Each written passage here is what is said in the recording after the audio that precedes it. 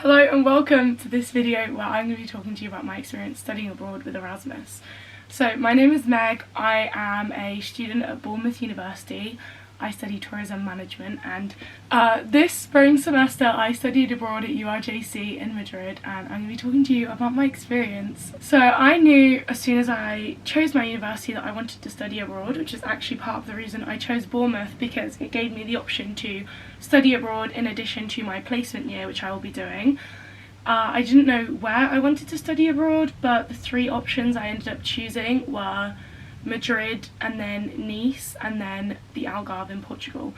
And I wrote my statement for all three, although Madrid was my first choice and I did really want to study there. So I'm a tourism student because I absolutely love travel, and so studying abroad was something that was really important to me and something I knew I really wanted to do. And I wanted to do it for a few reasons. I wanted to experience a new culture, I really wanted to practice my language skills, and I knew it would be really good for employability and life skills. So that's kind of what pushed me to do it, but from my experience I gained so much more than that. The process of applying for study abroad and the process of actually getting everything sorted to the point where I left was difficult. Obviously in COVID and with Brexit it has made it a lot more difficult to study abroad in Europe, even though Erasmus was still being offered at my university. The paperwork, the visa process, there's not much information online at the time that I did it, which made it quite difficult.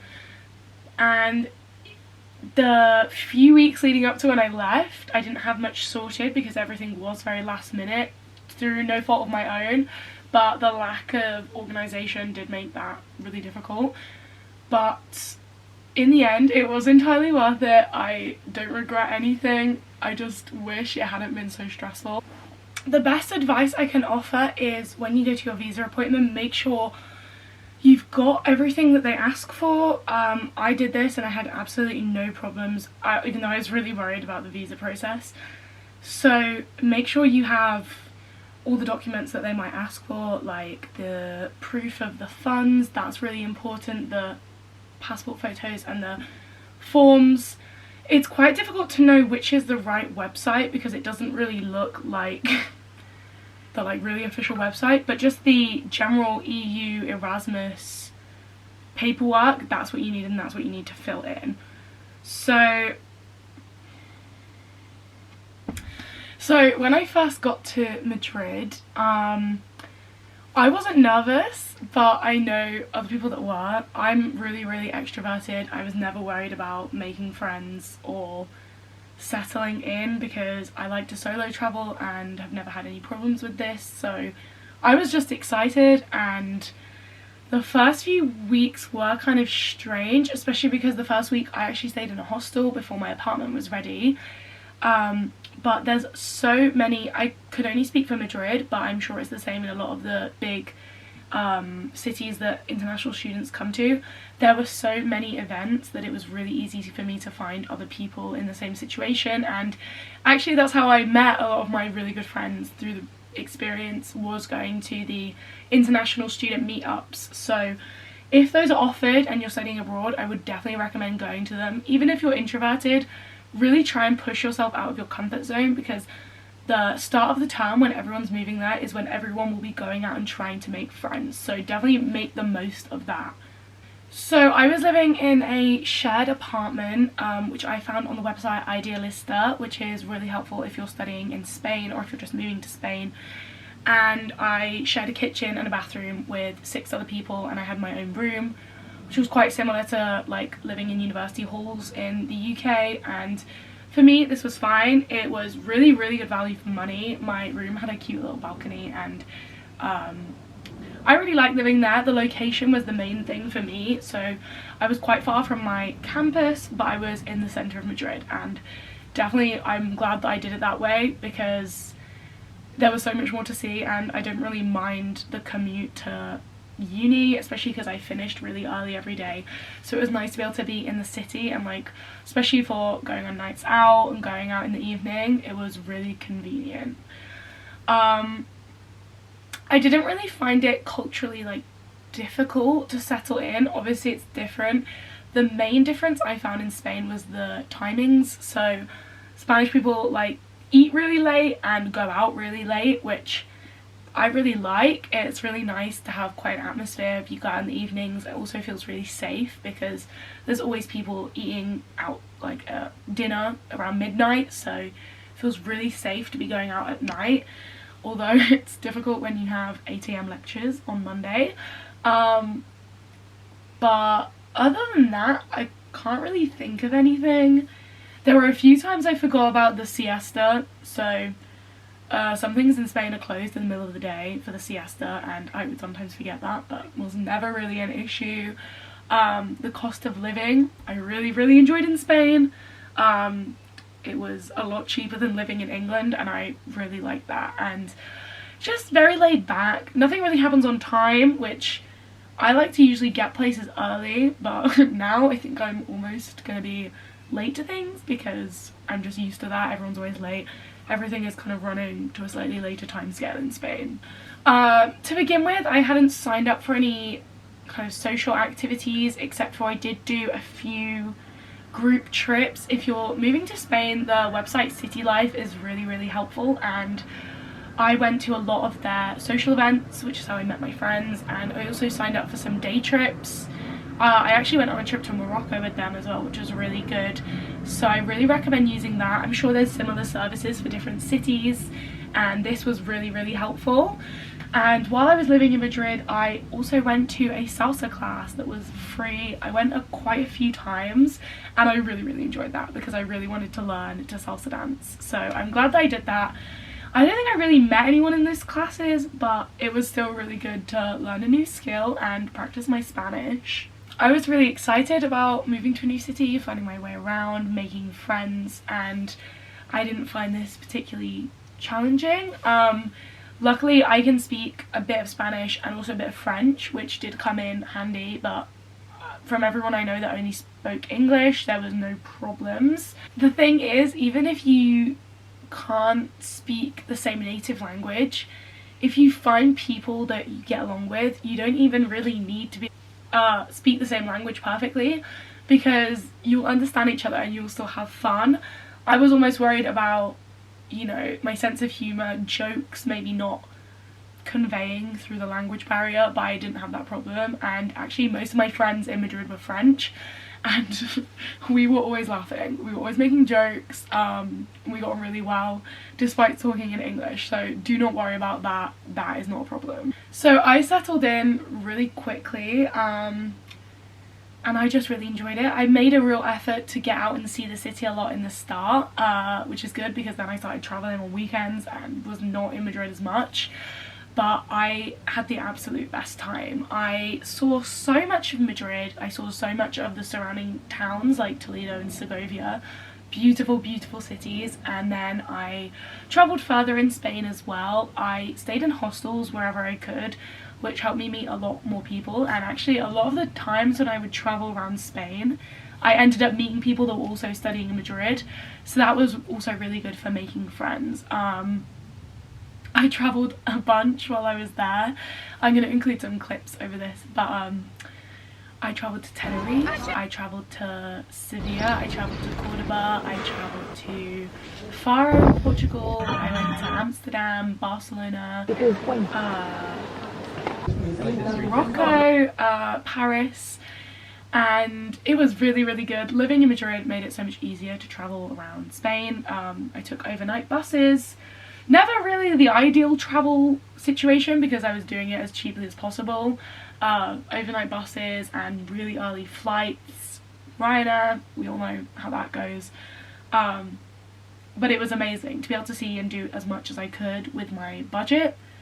I felt really lucky, and living in a big city isn't really new for me. I've grown up in Birmingham in England, and so I wasn't really worried about that, but I had been warned a lot about the pickpocketers in Madrid and Barcelona. This is a huge issue, and I want to say maybe like 1 in 2 people I knew in Madrid had their phone stolen at some point. I had my phone almost stolen. A guy took it out of my hand when I was at my apartment one time, and I chased after him and got it back. but I wouldn't recommend doing that.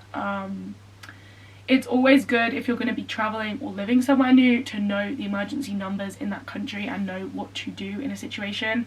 I also lost my purse once, which was, again, not ideal, but as long as you have like a little plan of what you would do if that happened, it will really help, because then if it does, you're like, okay, well, I could kind of see this coming, I know what to do next.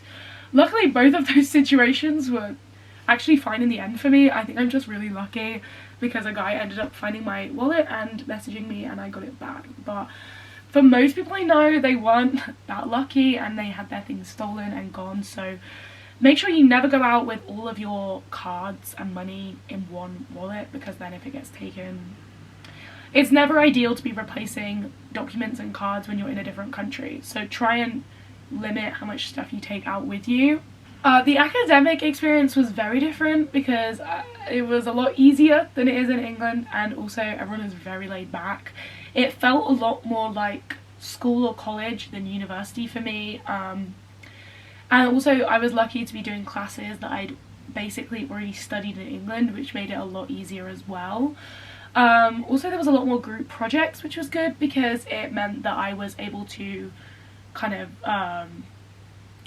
bond with the local students, except for obviously group projects will always spark some kind of controversies and debates, which is made even more difficult when you're working with a group of people that have had all different educational experiences in the past. Typically my groups were from people all over the world, which did lead to some slight discrepancies, but it was never a problem, and like we were all friends, so it was fine. I really love exploring a new city, and just walking around in the first week helped me really get my bearings of where everything was. Also, another really useful thing is that when I first moved there, I had a pocket map, and I kind of challenged myself when I was walking around the city to use that instead of my phone, because there's something about using a paper map that just helps you kind of learn directions a lot easier than relying on your phone. So that helped me get my bearings, and then from then I knew my way around the city really well, and anyone that I went out with can attest to this. I knew where I was going. So that is a little tip. If you go somewhere, if you are going to be somewhere long enough that it's worth it, get a pocket map. Mine also had a map of the metro system on the back, which was really helpful as well. Some of my favourite things that I did while I was in Madrid, other than the salsa class, because I loved that, every night out I went on in Madrid was good. It's really good for nightlife. Just going out for tapas with friends late at night was always really fun. Retiro Park, which I lived really close to, was also really good. I also lived really close to both the Prado and the Reina Sofia art museums, and I really love art, so this was great for me. And a lot of the museums in Spain as well are free for students, so I used to go to the museum like every 2 weeks and just walk around for like an hour because it was free, which meant I didn't have to like kind of try and see everything in one go. I didn't get that. Which was really good, because it meant I didn't have to like see everything in one go. The public transport in Madrid is absolutely incredible, and if you're under 26 you can get a monthly pass for all the buses and the metro and the suburban trains for only €20, which was so good. I can't even imagine how much money I would have spent on transport if I didn't have that card. So I was just lucky to be in Madrid, where public transport's really good and really cheap. So I'm back in the UK now, and I'm not happy. I did cry a lot when I left. I was just really sad to be leaving. I made so many friends, and it's hard leaving study abroad because you know that you're never going to be in the same place with all the same people ever again, and it's quite sad to think about that. But I made really amazing friends, and it's exciting now to have places all over the world that I know I can visit and have a local guide. Other things I found really good that have come out of this experience is that my language skills have definitely developed. Maybe not my Spanish as much, but my French, because I took French at my university in Spain, and that really helped me. Just adjusting to another way of life and another lifestyle and another mentality is really good for you as a person, because it, you know, makes you a lot more flexible and adaptable. For me, who's already quite flexible and easygoing, it was quite easy, but I think it's also just valuable to experience that and kind of have to deal with the challenges. I know I did get a bit frustrated in the start with the bureaucracy in Spain, and if anyone else is studying abroad in Spain, I'm sure you will relate to this because nothing happens quickly. But it does, as frustrating as it is at the time, it is valuable in the long run, because now if I had to deal with that kind of situation again, I know I would not be nearly as worried about it. I would recommend that anyone that has the opportunity to study abroad, do it. Even if you're worried, even if you're absolutely terrified when you get on that plane, because I promise you it'll be so worth it. And looking back at the start, like, I didn't even know the amount of experiences that I would have, that if I would have stayed in Bournemouth, I never would have experienced so many things, and I'm so happy I did it now. Some of the absolute best experiences I've had in my whole life I had in the last few months, and just the freedom of knowing that you're somewhere completely different. When you arrive, no one knows who you are. You can do and kind of be whoever you want to be. Spain as well is a really open-minded country, so it feels very accepting and very warm place to live. The people there are just really friendly. Even better if you can speak Spanish, but even if you can't speak Spanish, they're still really friendly. I think my greatest achievement of living in Spain was when I flew to Tenerife to get my scuba diving certification, which is something I've always wanted to do and get, and I've been talking about it for years. So it was really cool to be able to do that, and for really cheap as well. The flights to all the Spanish islands are really cheap from Spain. So I just went one weekend by myself and I met loads of friends. In fact, some of the friends I met in hostels all over the place, I ended up seeing again in different places, which is really cool. And if then you have people you can go visit and stay with, so I had people I could go visit in Seville and Barcelona, which was really cool to be able to then have some local advice and some extra help. Some tips if you are thinking about studying abroad. Something I like to do is always get the Instagrams of people I meet when I travel, and then when I'm traveling somewhere new, I'll just put up a little Instagram story and ask for any recommendations or tips, and usually I get a few responses of people with really helpful advice. So it's really cool to be able to meet people that have travelled to loads of different places and almost build up like a directory of people in all corners of the world. The only stressful part of my experience was towards the end when I had exams, because it kind of settled in that I was actually there to study abroad and not just be abroad. But the exams were not really as difficult as I built them up to be in my head, and I wish I had chilled out a bit more, because I ended up just getting really flustered and panicked about also packing at the same time. Do not leave all your packing to the last minute. I made this mistake at the start before I left to go to Spain, and also when I was leaving to come home. Do not do this, because I promise you it will make an already stressful experience like a million times worse. And I actually finally think I've learnt my lesson about packing last minute, because now I am packing well in advance to move to the next place I'm going, so I recommend doing that.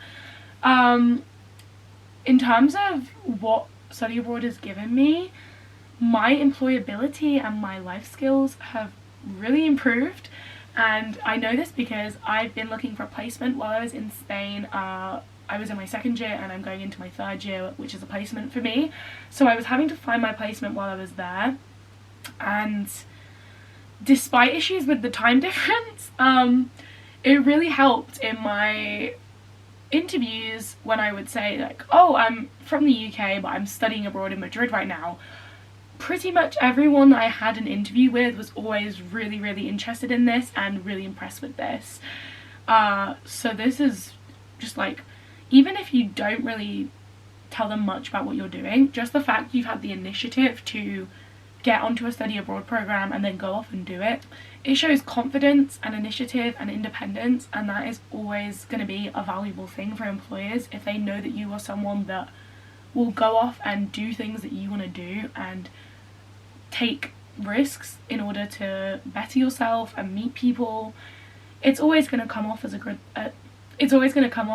thing, and I know this has helped me a lot, and I actually managed to secure a placement that I'm really excited about, so I'm really, really happy that that helped me in the interview process. So for me, living abroad almost just solidified in my mind that living and working abroad is something I really, really want to do. I really, really enjoyed the experience, and definitely there's always going to be challenges. There's always going to be things that get thrown your way that you're not prepared for. I dealt with more than one travel nightmare, and I'm sure I will continue in the future to experience more of these.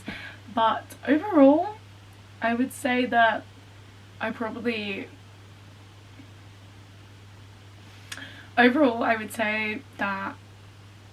if you're someone that's thinking about studying abroad but you're not sure, do it. Just do it, because even if it doesn't go the way you think it will in your head, you will have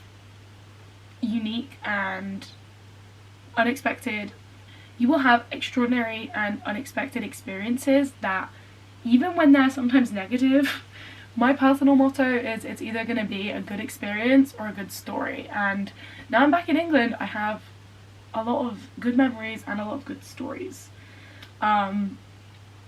I hope you enjoyed this video. I hope it helped if you're someone that's thinking of studying abroad.